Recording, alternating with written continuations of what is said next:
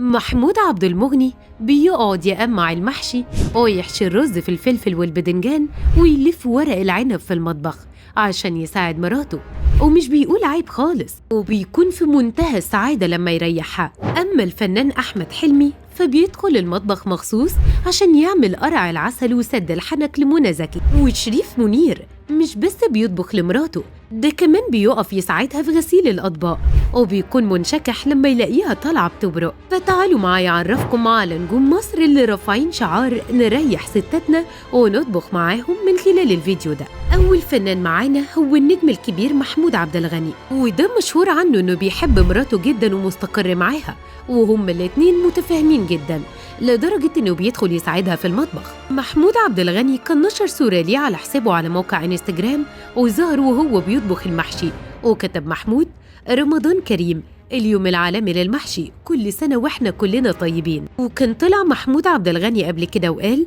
إنه اتعلم مهارات الطبخ وإزاي يطبخ من والدته، وخصوصاً الأكلات الطبيعية زي اللوبيا والفاصوليا والبامية وغيرها كمان من أصناف الأكل المصري اللذيذ. كمان قال إن مراته أشطر منه في مهارات الطبخ وبكتير قوي كمان. أما تاني نجم معانا فهو أحمد حلمي، اللي كان شارك مقطع فيديو قبل كده على حسابه الرسمي على موقع انستجرام، وكان ظاهر حلمي في المطبخ وهو بيطبخ الأكلة المصرية الشهيرة سد الحنك. قال ساعتها: دلوقتي أنا بعمل سد الحنك ويا ريت يعجبكم. حلمي مشهور عنه حبه الشديد لمنى زكي، عشان كده بيدخل يساعدها في المطبخ.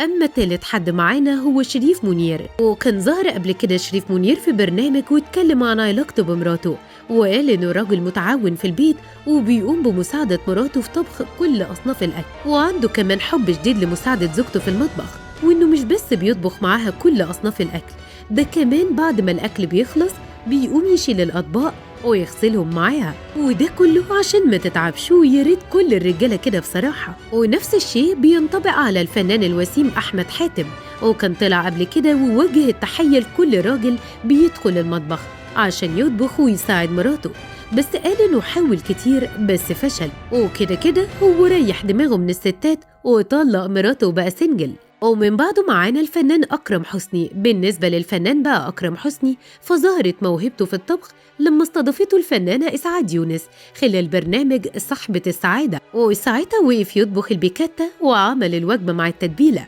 واتكلم عن تفاصيل كتير، وكشف وقتها مهاراته في الطبخ، وإن الشيء الوحيد اللي مش بيعرف يعمله هو تقطيع الملوخية. قال كمان إنه بيتابع برامج الطهي. وفي النهاية تفتكروا بقى ليه النجوم دول عاشقين إنهم يدخلوا المطبخ ويقعدوا كمان يطبخوا مع ستاتهم؟ اكتبوا لنا بقى وشاركونا برأيكم في التعليقات.